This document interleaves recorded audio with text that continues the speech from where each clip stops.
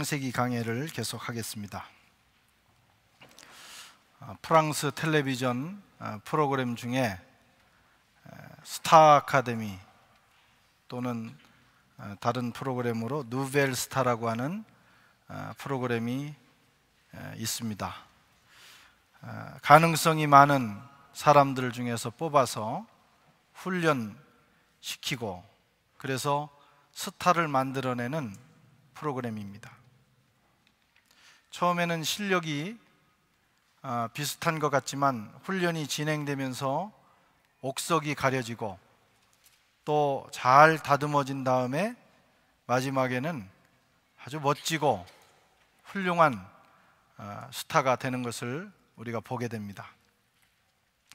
오늘 본문은 하나님께서 하나님의 일을 위해서 사용하시고자 하는 지도자를 만들어내시는 하나님의 지도자 아카데미, 리더십 아카데미에 대한 말씀입니다.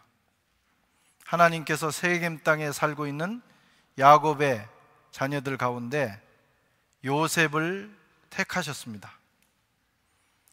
그래서 잘 다듬고 훈련시켜서 세계를 지배하고 있던 당시의 최고의 국가인 이집트의 최고 권력자, 총리로 그를 세우시고 또 만민을 구원하시는 하나님의 생명의 역사를 펼쳐 가시게 됩니다.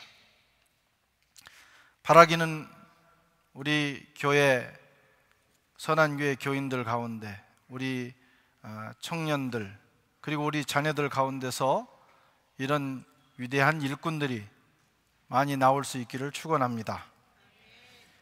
하나님의 리더십 이 지도자 아카데미는 크게 4가지의 훈련 과정으로 이루어져 있습니다. 첫 번째 과정은 겸손 훈련입니다. 겸손 학습을 하게 되는 겁니다. 여러분, 겸손은 지도자가 갖추어야 될 가장 중요한 덕목입니다. 예수님께서도 말씀하기를 나는 온유하고 겸손하니, 예수님이 자신을 소개할 때 나는 온유하고 겸손하다. 예수님의 중요한 덕목이 겸손이었습니다. 겸손한 자가 사람을 얻습니다. 사람을 얻는 자가 리더가 되는 거예요. 아무리 자신이 잘났어도 주위에 따르는 사람이 없으면 그는 결코 리더가 될 수 없습니다. 사람이 떠나가면 리더십을 상실하게 됩니다. 교만한 사람은 사람이 떠나가게 돼 있습니다. 요셉은 아버지 야곱으로부터 특별한 사랑을 받은 사람입니다. 요셉은 야곱이 그렇게 사랑했던 라헬이라고 하는 부인을 통해서 노년에 낳은 아들이기 때문에 이 늦게 낳은 아들, 또 사랑했던 그 여인에게서 나온 아들을 야곱은 극진하게 사랑했습니다. 그래서 채색옷을 지어주었습니다. 채색옷이라는 것은 당시에 고급 암화포로 만들어진 옷으로 손목과 발목까지 이르는 옷입니다. 로얄 패밀리들이 입는, 귀족의 자녀들이나 왕의 자녀들이 입는 옷, 그것이 채색옷인데 야곱이 자기 아들 요셉에게 그 옷을 입혀준 거예요. 사랑의 표시입니다. 37장 3절 말씀을 같이 읽어보겠습니다. 요셉은 노년에 얻은 아들이므로 이스라엘이 얻을 아들보다 그를 더 사랑함으로 그를 위하여 채색옷을 지어 입혔더니, 채색옷을 입혔어요. 야곱은 다른 아들들보다 이 요셉을 극진하게 사랑했고 또 노골적으로 사랑했어요. 다시 말하면 편애입니다. 편애했어요. 야곱의 편애는 요셉의 인격 형성에 긍정적인 영향도 줬고 부정적인 영향도 줬어요. 특별한 사랑을 받은 사람은 또 그 성격이 여유롭고 늘 안정된 특징이 있는가 하면 또 왜곡, 어떤 왜곡이냐? 자기가 왕인 줄 알아요. 자기가 왕자인 줄 아는 거예요. 그런 성격을 갖게 됩니다. 교만하게 만들었습니다. 너무 극진한 사랑을 받다 보니까, 편애를 받다 보니까 다른 사람에 대한 배려를 잃어버렸어요. 모든 것을 자기 중심으로 생각합니다. 우주가 내 중심으로 돌아야 되는 거예요. 그렇게 잘 왜곡된 성격을 갖게 되는 것입니다. 그래서 요셉은 어느 날부터 형들을 감시하고 형들의 잘못된 점들을 아버지에게 일러 바치는 거예요. 갑질하는 겁니다. 아버지의 특별한 사랑을, 후광을 입으면서 나머지 형제들에게 갑질을 하고 있는 거예요. 그가 지도자가 되기 위해서는 이것이 무너져야 돼요. 겸손 훈련을 받아야 됩니다. 하나님께서 그 훈련을 시작하셨어요. 훈련장은 바로 이집트 시위대장 보디발의 집입니다. 형들의 미움을 받아 팔려갔는데 거기가 바로 이집트 시위대장 보디발의 집이었어요. 노예로 전락한 것입니다. 사랑받던 아들이 노예가 된 거예요. 얼마나 힘들겠어요. 노예는 인간의 모든 존엄성을 포기한, 파괴당한 삶입니다. 짓밟히고 짐승처럼 취급받는 존재, 완전히 밑바닥으로 내려간 존재, 더 이상 내려갈 수 없는 존재, 차라리 짐승인 것이 나은 존재, 그게 바로 노예지요.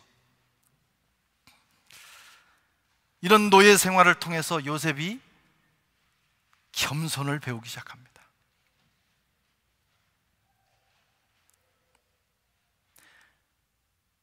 내가 최고인 줄 알았는데, 다른 사람들은 내가 이렇게 취급해도 되는 줄 알았는데 그렇지 않더라는 거예요. 다른 사람들은 판단의 대상이고 열등하게 취급해도 된다고 생각했는데 자기가 그런 대우를 받고 보니까 그래서는 안 되겠다, 내가 잘못했다 생각을 하게 되는 거예요. 인간은 누구나 존엄한 대우를 받아야 된다. 사람 위에 사람 없는 것이다. 사람 안에도 사람이 없는 것이다. 놀라운 진리를 노예 생활을 통해서 그는 체득하게 되었어요. 그는 점점 겸손해졌습니다. 여러분, 겸손 훈련은 지도자가 돼야 될 사람들은 반드시 통과해야 되는 훈련입니다. 성경도 끊임없이 지도자 또는 모든 그리스도인들은 반드시 겸손해야 된다. 겸손한 자에게만 하나님의 존귀하심이 따른다, 이렇게 가르치고 있어요. 잠언 11장 2절에 보면 교만이 오면 욕도 오거니와 겸손한 자에게는 지혜가 있느니라. 18장 12절에 사람의 마음에 교만은 멸망의 성봉이요 겸손은 존귀의 앞잡이니라. 똑똑하고 훌륭하고 많은 재능이 있어서 존귀하게 되는 것이 아니라는 거예요. 잘난 체 하다가 멸망당하는 수가 있다는 거예요. 똑똑한 체 하다가 망한다는 거예요. 겸손하면 하나님과 사람으로부터 존귀히 여김을 받는다. 사람이 따르고 하나님의 은혜가 그에게 임하는 것입니다. 교만한 사람은 스스로 똑똑한 척하는 사람이에요. 스스로. 이게 중요합니다. 다른 사람이 당신 훌륭하다고 해야 되는데 스스로 나 훌륭한 사람이라고, 나 굉장히 똑똑한 사람이라고 생각하고 다른 사람을 무시하는 거예요. 그런 사람의 길은 망하는 길입니다. 겸손은 스스로 자기를 낮추는 거예요. 내가 가진 것이 많아도, 내가 훌륭해도 나는 작은 사람입니다. 나는 낮은 사람입니다. 당신이 더 낫습니다. 훌륭합니다. 이렇게 생각하고 말할 수 있는 거예요. 그게 겸손입니다. 그 사람의 길은 존귀의 길이에요. 하나님께서 그를 존귀하게 만들어 주십니다. 누가 잘 될까요? 겸손한 사람이 잘 될까요? 교만한 사람이 잘 될까요? 잘 모르세요? 겸손한 사람이 잘 되는 것입니다. 아멘. 오늘은 아멘을 잘 안 하더라고요. 기도할 때도 아멘을 잘 안 하고, 대표 기도를 할 때 같이 하셔야 돼요. 아멘으로 화답하면서 그 기도를 하나님께 드리는 거예요. 말씀 중에도 공감이 되면 아멘 하여 하나님께 영광을 돌리는 겁니다. 아멘. 예. 누가 잘 되느냐? 겸손한 사람이 잘 돼요. 그런데 우리가 삶에서는 그렇지를 않아요. 그게 진리인데 나도 모르게 교만하게 사는 거예요. 그러다가 망하는 거예요. 교만한 사람들은 똑똑한 것 같지만 그 똑똑함이 헛똑똑입니다. 헛똑똑이들이 많습니다. 하나님도 세상도 겸손한 사람을 귀하게 여기고 존귀하게 여기고 은혜를 베풀고 따르는 것입니다. 하나님도 겸손한 사람의 손을 들어주시는 거예요. 겸손하면 잘 되는 줄로 믿습니다. 이건 제 얘기가 아니고 성경이 하시는 말씀이에요. 한번 겸손하게만 살아가 보세요. 자기를 낮추고 다른 사람을 귀하게 여기고 그렇게 말하고 생각하고 행동하고 살아가면 어느 날 나도 모르는 사이에 내가 존귀하게 돼 있는 거예요. 잘 됩니다. 어떤 마을에 이 돈의 가치를 잘 모르는 바보가 살고 있었습니다. 바보가. 그 동네 사람들은 굉장히 똑똑한 사람들이었어요. 그래서 이 바보를 놀리는 것을 인생의 재미로 합니다. 10,000원짜리하고 1,000원짜리를 갖다가 바보 앞에 놓으면, 너 어느 거 가질래? 그러면 이 바보가 10,000원짜리를 안 갖고 1,000원짜리를 갖는 거예요. 너무 재밌는 거예요. 야, 이 바보 봐라, 이 병신 봐라, 어떻게 10,000원짜리를 안 갖고 1,000원짜리를 주느냐고. 그래 돌아가면서 행복해하고 그 다음날을 또 준비하는 거예요. 내일 또 그 바보가 바보짓 하는 거 보면 얼마나 재밌을까. 그래가지고 또 갖다 놓고, 이 사람도 갖다 놓고 저 사람도 갖다 놓고. 그런데 이 바보가 꼭 1,000원짜리만 주는 거예요. 그래서 동네 사람들이 그 바보 때문에 행복해하고 즐거워하면서, 이제 나중에 보니까 한 3년을 그렇게 하다 보니까 더 이상 내놓을 돈이 없는 거예요. 그 돈이 다 어디 갔어요? 바보네 집으로 다 가버린 거예요. 그래서 정말 바보스러운 그 마을 사람 중에 어떤 사람은 이웃 동네에 가서 돈을 빌려다가 또 그 재미를 누리는 거예요. 그날도 바보는 여전히 1,000원짜리를 주는 것입니다. 그래서 똑똑한 동네 사람이 물었어요. 야, 이 바보야, 너는 생긴 건 멀쩡하게 생겼는데 왜 1,000원짜리를 주냐, 10,000원짜리를 주지 않고. 바보가 대답하기를, 참나, 내가 10,000원짜리를 주는 순간 당신들은 다시는 그 짓을 안 하잖아. 3년 동안 이미 다 계산하고 그렇게 한 거예요. 결국 스스로 똑똑한 채 하던 동네 사람들은 이 어리숙해 보이는 바보에게 속아서 알거지가 되었다는 이야기입니다. 네. 여러분, 괜히 똑똑한 척 하면서 살면 안 돼요. 그건 성경의 가르침이 아니에요. 그렇게 하면 망한다는 거예요. 주님이 요셉을 낮추셨습니다. 왜? 그가 낮아질 때 비로소 지도자가 될 수 있기 때문에. 그가 낮아질 때 비로소 지혜로운 자가 되고, 그가 낮아질 때 겸손을 배울 때 비로소 많은 사람들을 구원하고 이끌 수 있기 때문입니다. 하나님께서 저와 여러분을 낮추시기를 바랍니다. 예. 낮추실 때 힘들어요. 막 밑바닥까지 떨어뜨립니다. 우리를 사랑하시기 때문에. 주님이 낮추실 때 바짝 엎드리는 사람, 빨리 겸손을 익히는 사람, 하나님께서 그에게 좋은 학점을 주시고 패스시켜 주십니다. 요셉은 첫 번째 학습을 패스했어요. 두 번째는 절제 훈련입니다. 절제. 지도자, 하나님 앞에 쓰임 받는 사람은 절제할 줄 알아야 돼요. 당시 이집트에서는 결혼한 사람이든지 안 한 사람이든지 외간 남자와 자유로운 연애, 자유연애를 하는 것이 하나의 분위기였다고 합니다. 개방적인 사회, 보디발의 아내도 마찬가지였습니다. 어느 날 보디발의 아내가 노예 요셉을 봤어요. 눈이 반짝반짝하고 아주 남성적인 몸매를 가지고 있고 아주 스마트하게 보이는 거예요. 마음이 끌리기 시작했어요. 매료됐습니다. 그러다가 요셉을 유혹하며 동침하기를 청합니다.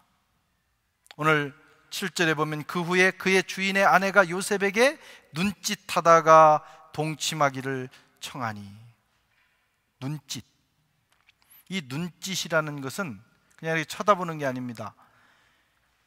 뜨거운 정념의 눈으로 바라본다. 그냥 바라보는 게 아니고 이글이글 타는 그 눈을 가지고 요셉을 바라보는 거예요. 그럴 만도 합니다. 요셉의 나이 제가 대충 계산해 보니까 27살쯤 됩니다. 인생의 황금기. 그냥 바라만 봐도 멋있는 나이예요. 거기다가 참 얼마나 멋있었는지 이 요셉을 보기 위해서 이 정계에 있는 그 귀족들의 부인이 이 집을 찾아왔다라는 거예요. 요셉이라는 청년을 보기 위해서 소문이 난 거예요. 물론 성경에 없는 얘기입니다. 그냥 이건 하나의 뭐라고 할까 하여튼 제가 만든 얘기예요. 얼마나 멋있는지 말이에요. 그 요셉을 한번 봐야 되는 거예요. 봐야 되는 거예요. 요즘 태양의 후예라는 그 드라마가 인기가 있으니까 그 송 누구예요? 중기. 그 중기의 고향집을 지금 순례한답니다, 사람들이. 그러니까 당시에 이 요셉을 얼마나 보고 싶어 했겠어요.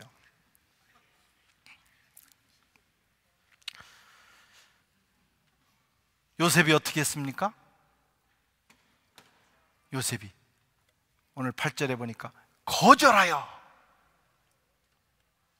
굉장히 엄청난 사건이 일어난 거예요. 거절한 것입니다. 거절할 수 없는 나이 아닙니까?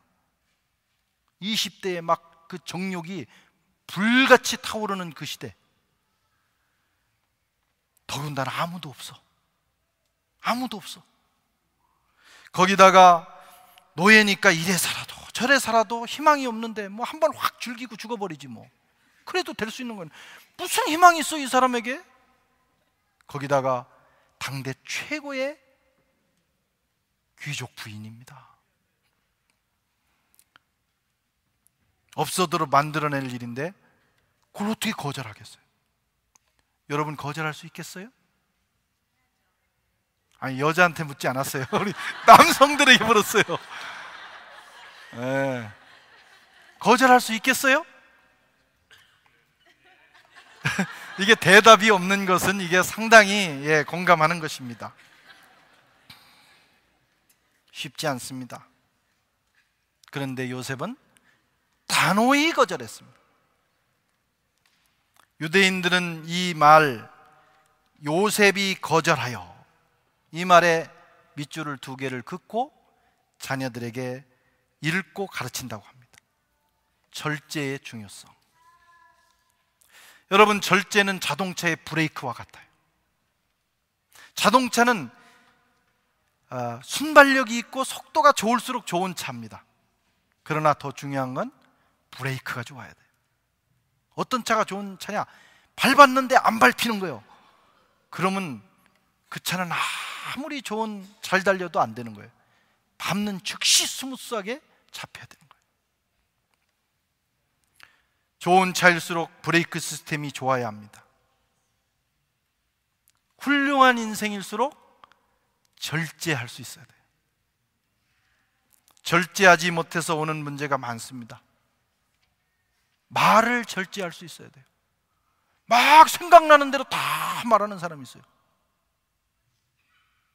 그렇게 하고 어떻게 삽니까?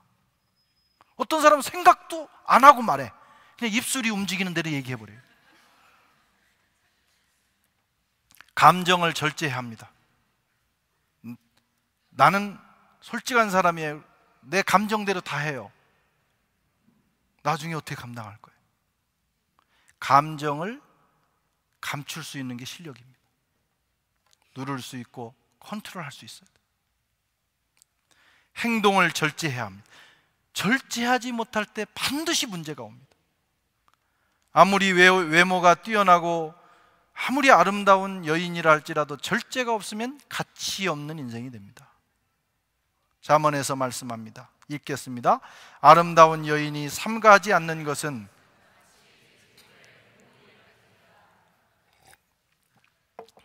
저는 잠언을 읽을 때마다 잠언 기자가 어떻게 이렇게 적나라하게 표현을 했을까? 아름다운 여인이 절제가 없는 것은 돼지 코에 금골이니라. 돼지의 코가 이렇게 금고리를 달고 말이죠. 그냥 돼지가 꿀꿀거리고 다니면 괜찮아요. 금고리를 흔들흔들 하면서 하고 다니면 정말 꼴물견입니다. 아무리 아름다워도 절제가 없으면 이렇게 천하게 된다. 어떤 사람은 음식을 절제하지 못해요. 그냥 배가 터질 때까지 먹고 그리고 꼭 소화제를 먹어요.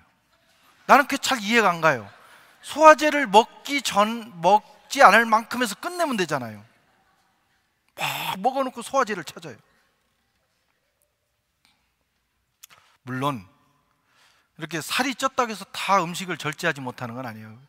오해 마시기 바랍니다. 그냥 음식을 쳐다만 봐도 살찌는 사람이 있어요.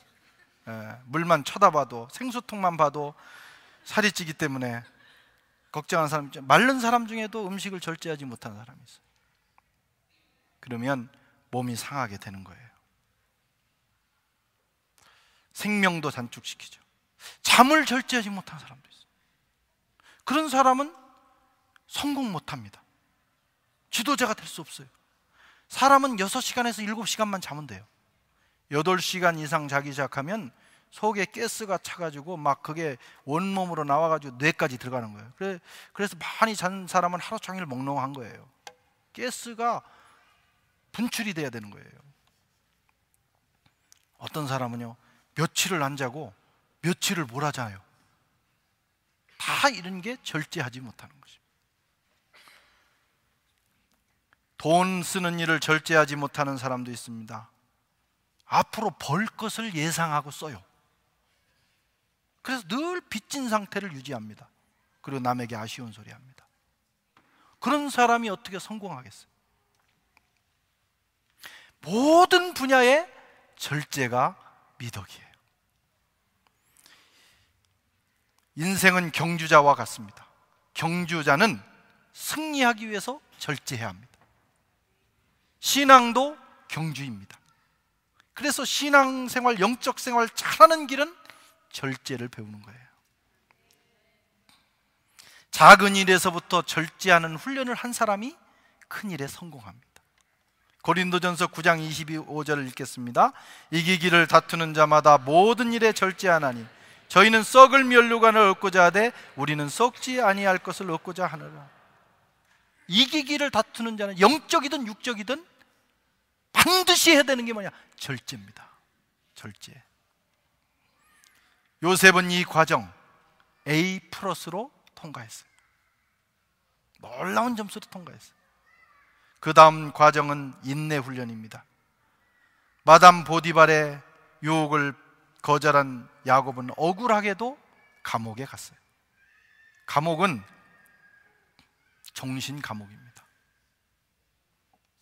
죽을 때까지 못 나올 수도 있어요. 지금 누구를 건드린 거예요? 아니, 건드리지는 않았어요. 그런데 누구 누구와의 문제입니까? 보디발과의 문제예요. 그리고 어떻게 목숨이 살아있습니까? 지금 살아있는 것이 기적입니다. 살아서 나간다는 것은 꿈 같은 일입니다. 희망은 한 조각도 없는 상황이에요. 하나님이 왜 여기에 집어넣었어요? 희망 없는 상황에서 배우는 하나의 훈련이 있어요. 그건 인내입니다. 언제까지 참아요? 끝까지 참는 거예요. 어디까지 참아요? 이것도 참아야 되는 거예요. 앞도 뒤도 보이지 않는 상황에서 요셉은 인내 훈련을 받게 되었어요. 여기서 통과하는 길은 오로지 참는 거예요. 참고 또 참고 기다리고 또 기다리고, 그거밖에는 다른 길이 없었습니다. 우리도 살아가면서 억울한 일 당할 때가 많아요. 우리가 해외 생활하다 보면 정말 억울할 때가 많아요. 다른 사람들과의 관계, 또 외국인으로 애트렁제로 사는 거 얼마나 억울할 때가 많습니까? 그리고 진짜 억울할 때는 뭐냐면, 이게 말이 잘 안 돼가지고 비싼 거 샀는데 못 바꾸고 그냥 뒤집어 쓰고 올 때 얼마나 억울해요. 억울한 일들이 살아가다 보면 참 많습니다. 분하고, 때로는 희망이 없어 보이고, 이러다가 망할 것 같고, 어떻게 해야 합니까? 이렇게 가다가는 앞이 안 보여요. 어떻게 해야 됩니까? 그래도 참아야 합니다. 기다려야 합니다. 인내해야 합니다. 그 과정이 끝나면 하나님께서 길을 열어주십니다. 인내를 배우면 좋은 일꾼이 될 수 있습니다. 하고 싶은 말 다 하고, 성질나는 대로 다 부리고, 조금 어려우면 포기하고, 그래가지고는 어떤 일도 할 수 없어요. 힘들어도 참는 거예요. 억울해도 참는 거예요. 앞이 안 보여도 참는 거예요. 제가 아는 목사님이 유럽에서 목회를 잘 하시다가 한국에 아주 유명한 교회로 가셨어요. 그런데 얼마나 힘든지, 이분이 유럽에 오셔서 자기 고백을 하는 걸 들었는데, 얼마나 힘들게 괴롭게 괴롭히는지. 그런데 그걸 견디는 거예요. 나는 저분이 저렇게 강한 분이 그런 일이 있었을까 싶은데, 너무 힘든데 그걸 어떻게 할 수가 없잖아요. 승질을 부릴 수 없잖아요. 그러니까 아침에 일어나면 벽에가 다 젖어 있다. 자기도 자면서 모르게 우는 거예요. 그래도 어떡합니까? 어떻게 참아야 되는 거예요. 너무 힘들고 억울하고 분해도 울면서라도 참아야 되는 거예요. 왜? 하나님이 그 훈련을 시키시는 거예요. 인내해야 합니다. 인내하다 보면 점점 훌륭해집니다. 인내의 마지막은 뭐예요? 훌륭한 사람이 되는 거예요. 야고보서 1장 4절에 인내를 온전히 이루라. 이는 너희로 온전하고 구비하여 조금도 부족함이 없게 하려 함이라. 인내를 배우면 우리가 온전한 사람이 됩니다. 네 번째 과정은 경영훈련이었어요. 요셉은 나이 30에 이집트 총리가 됐습니다. 나라 살림이 쉬운 게 아닙니다. 결제해야 되고 경영해야 됩니다. 아무나 하는 게 아니에요. 아무나 대통령 되면 나라가 망합니다. 1년 안에 거덜납니다. 준비되지 않은 사람이 나라 일을 맡으면 큰일 납니다. 그런데 요셉은 배운 적이 없어요. 뭐 왕자 교육을 받은 것도 아닙니다. 노예로 살았어요. 그런데 놀라운 것은 그는 이 이집트의 경영을 최고로 잘하고, 그리고 부강한 나라로 만들었어요. 어떻게 그런 일이 있었습니까? 어디서 그가 그런 능력을 갖췄습니까? 보디발의 집과 감옥이었어요. 보디발의 집에서 처음에 뭘 시켰겠어요? 노예에게. 감옥에서 뭘 시켰겠습니까? 가장 허드렛 일을 시킨 거예요.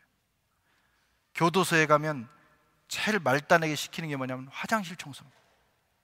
그 화장실이 교도소 안에 있잖아요. 화장실을 어느 정도로 닦느냐면 치약을 가지고 화장실을 다 닦아가지고 반짝반짝반짝하게 닦고 거기 가서 밥을 먹어도 괜찮을 정도로. 아마 요셉이 그 허드렛 일을 맡았을 때 그렇게 한 것 같아요. 어느 날 보디발이 노예에게 모든 살림을 맡겼어요. 어느 날 간수가 모든 걸 맡기고 간섭하지 않았어요. 맡기고 아무 걱정이 없는 거예요. 어떤 사람은 맡겨놓고 덜 걱정스러워. 저게 해낼까? 그런데 요셉은 작은 일부터 확실하게 하는 거예요.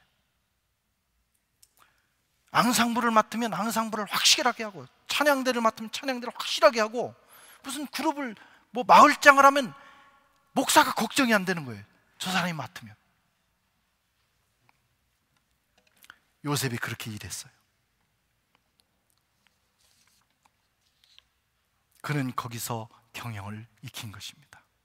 그게 나라 살림도 하는 능력이 된 거예요. 어느 날 갑자기 지도자가 될 수 없습니다. 밑바닥부터, 작은 일부터 여러분 배우셔야 돼요. 어디서 배웁니까? 가정에서, 교회에서. 구역장 하나 하는 거, 여러분 찬양대에 파트장 하나 하는 거, 그냥 적당히 하는 인간은 적당히 인생이 됩니다.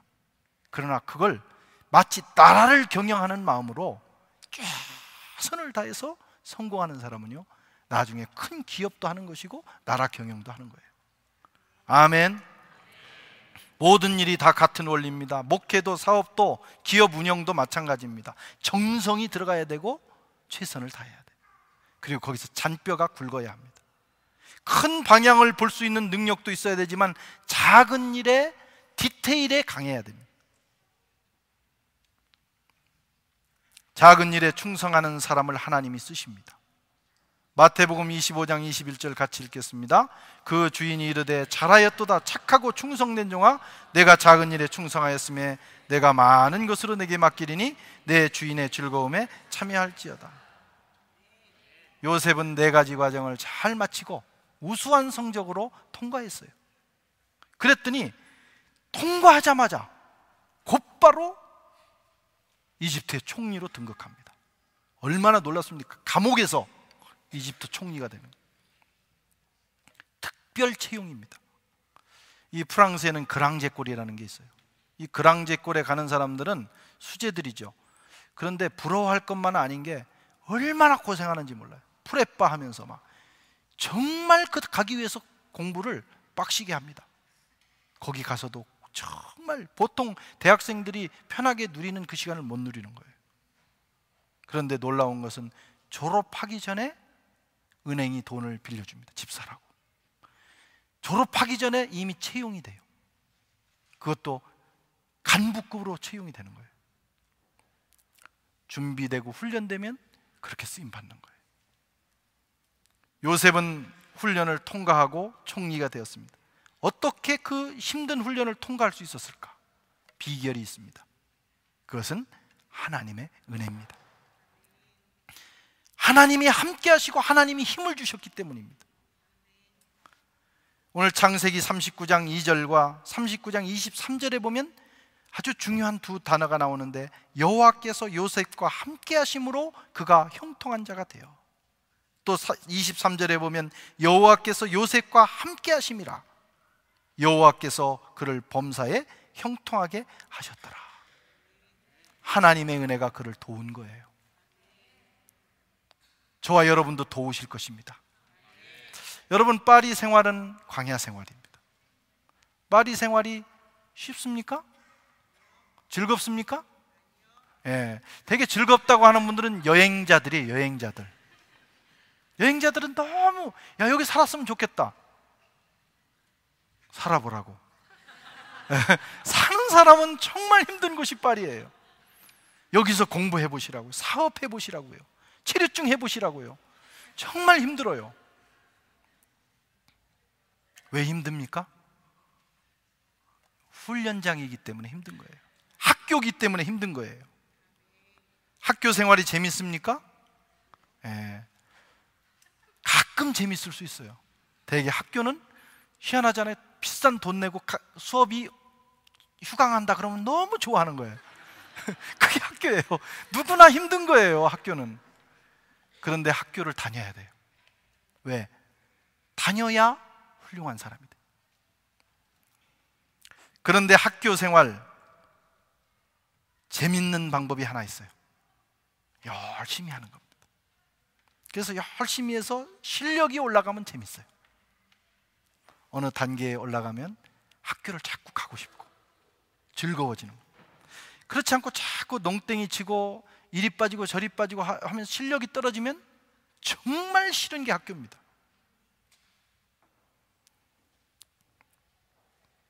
우리 인생 학교도 마찬가지입니다. 하나님이 훈련시키실 때 잘 따라가서 어느 단계에 올라가면 행복해지기 시작해요. 이 학교의 특징은 교장 선생님이신 하나님이 함께 하셔서 직접 도와주시는 은혜의 학교라는 것입니다. 내가 다 하는 건 아니에요. 내가 하나님 앞에 순종하면 하나님이 은혜를 부어주시고 힘을 부어주셔서 감당하게 하십니다. 바라기는 이 해외 생활, 이 디아스포라 생활 어렵지만 하나님이 우리를 훈련시키는 현장이라고 믿으시기 바랍니다. 우리가 이 과정 잘 감당하고 나면 하나님이 우리를 뽑아 쓰실 거예요. 그런 은혜가 있으시기를 축원합니다. 하나님 아버지 감사합니다.